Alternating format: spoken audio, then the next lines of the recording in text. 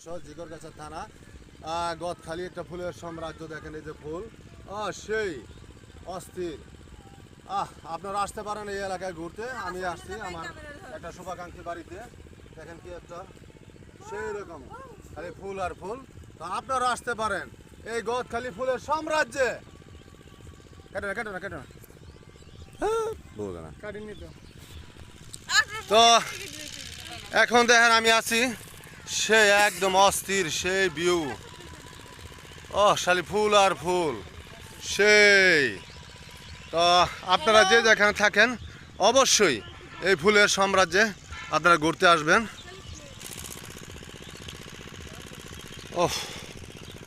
এই সেই ফুলের বাগান। এটা আছে জিকরগাছা গদখালি, যেটাকে বলে ফুলের সাম্রাজ্য। এখানে দেখেন কি সুন্দর ফুটন্ত ফুল, কিন্তু ছেঁড়া যাবে না, ছেড়লেই সমস্যা। তো আমি এখন আছি ফুটন্ত একদম সমারোহ ফুলের রাজ্যে। আপনারাও আসতে পারেন। আমি সেই গাজীপুর, সুদূর গাজীপুর থেকে চলে আসছি। দেখেন কত সুন্দর ফুল, অস্থির।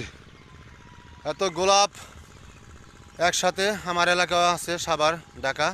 তো আমি ওখানে কোনো সময় যাইতে পারিনি। তো এখন আমি যশোর বেড়াতে আসছি। দেখেন কত সুন্দর ফুল, মানে জীবন্ত ফুল ফুইটা চায় রয়েছে। তো জীবনে কোনো কিছু উপভোগ করতে হলে দেশ ভ্রমণ করতে হবে, গ্রাম দেশান্তর বা বিভিন্ন এলাকা, এই গ্রাম থেকে আরেক গ্রাম, এক ডিস্ট্রিক্ট থেকে আরেক ডিস্ট্রিক্ট বেড়াতে হবে বা ঘুরতে হবে। তাহলেই না আপনার জীবন সার্থক কোনো কিছু থেকে।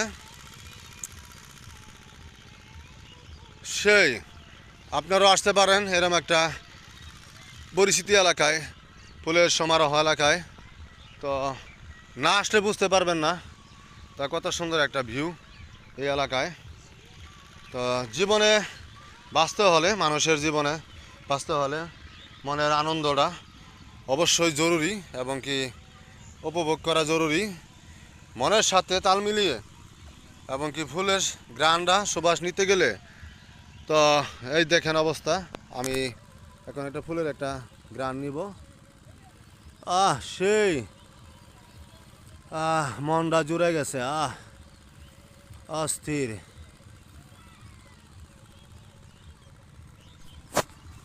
তো আপনারাও আসতে পারেন এই রাজ্যে।